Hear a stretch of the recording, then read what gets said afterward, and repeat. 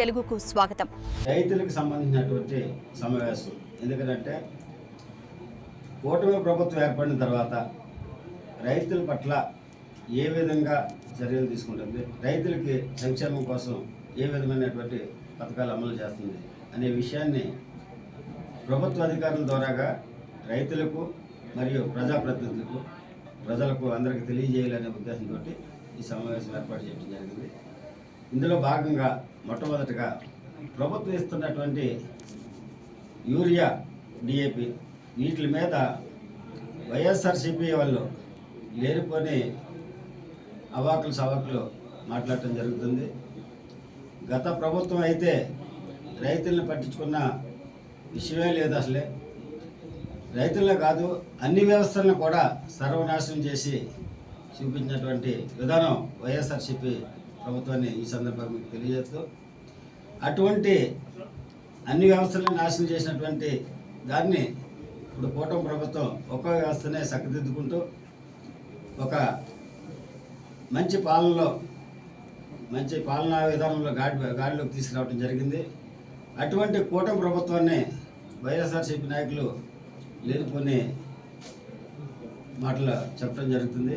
చేత ఈరోజు కూటమి ప్రభుత్వం రైతులకు ఎన్నో పథకాలను అమలు చేయడం జరుగుతుంది. అందులో భాగంగా మరి యూరియా అయితేనేమి, యంత్ర పరికరాలు అయితేనేమి, సాంకేతికపరమైనటువంటి వ్యవసాయం చేయడానికి సంబంధించినటువంటి యంత్రాలని ఎంతో తక్కువ సబ్సిడీతోటి ఇవ్వడం కూడా జరుగుతుంది. ఈ క్రమంలో అన్నదాత సుఖీభావని రైతులు వ్యవసాయం చేసుకునే సందర్భంలో వారికి చేదోడు వాదోడుగా ఉండాలనే ఉద్దేశంతో 20,000 రూపాయలు ఇవ్వడం జరిగింది. మరి కూటమి ప్రభుత్వం ఏదైతే చెప్పిందో అవన్నీ కూడా నెరవేర్చినటువంటి క్రమంలో సూపర్ 6కి సంబంధించి అన్ని హామీలను కూడా నెరవేర్చడం జరిగింది. అందులో భాగంగా స్త్రీ శక్తి అనే దాన్ని ప్రవేశపెట్టి మరి స్త్రీలందరూ కూడా ఉచిత బస్సు ప్రయాణాలు ఇవ్వటం జరిగింది. ఇంత ప్రజాక్షేమం చూస్తున్నటువంటి ప్రభుత్వం మీద వైఎస్ఆర్సీపీ వాళ్ళు అవాకులు సవాకులు చల్లుతున్నారు. కాబట్టి ప్రజలందరూ ఈ కూటమి ప్రభుత్వం చేసేటువంటి మంచి కార్యక్రమాలని తప్పనిసరిగా తెలుసుకుంటారని ఈ సందర్భంగా తెలియజేసుకుంటూ, మరి గత ప్రభుత్వం పెన్షన్స్ ఎప్పుడో ఇచ్చేది, దానికి బదులుగా 200 పెంచుకుంటూ అది 3,000 రూపాయలకు తీసుకురావడం జరిగింది. అయితే కూటమి ప్రభుత్వం ఏర్పడగానే ఒకేసారి 1,000 రూపాయలు పెంచి 4,000 రూపాయలు ఇవ్వడం జరిగింది.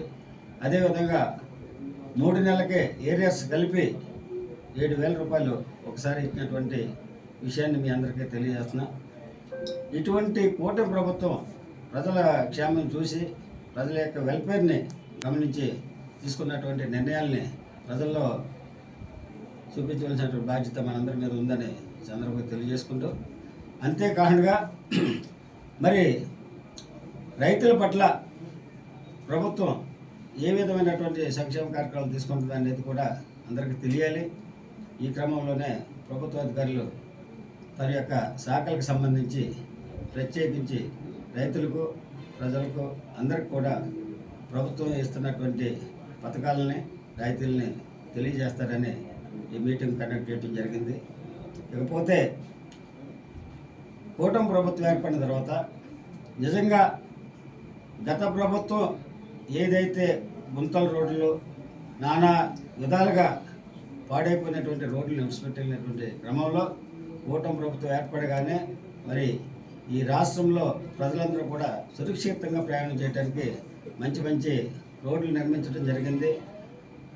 అదేవిధంగా గ్రామాల్లో, ప్రత్యేకించి గ్రామాల్లో, పల్లెటూరులో కూడా ఈ పంచాయతీరాజ్ వ్యవస్థకి సంబంధించినటువంటి రోడ్లు ఏవైతే ఉన్నాయో ప్రతి మారుమూల కూడా రోడ్లు వేయటం జరిగింది. మరి అదేవిధంగా తాగునీరు విషయంలో కానీ, సాగునీరు విషయంలో కానీ, మరి ముఖ్యంగా ఈ డ్రింకింగ్ వాటర్ విషయంలో ప్రత్యేకించి జలజీవన్ ద్వారాగా కొన్ని ప్రత్యేకమైనటువంటి కార్యక్రమాలు చేసి ప్రతి ఇంటింటికి కూడా కుళాయి ఏర్పాటు చేసి త్రాగునీరు అందించడం జరిగింది. ఇంత ప్రజారంజకమైనటువంటి కార్యక్రమం చేస్తున్నటువంటి కూటమి ప్రభుత్వం మీద వైఎస్ఆర్సీపీ వాళ్ళు లేనిపోని దుష్ప్రచారం చేస్తూ జరుగుతుంది. కాబట్టి దీని గురించి ప్రజలందరూ తెలుసుకోవాలని నేను మనవి చేస్తూ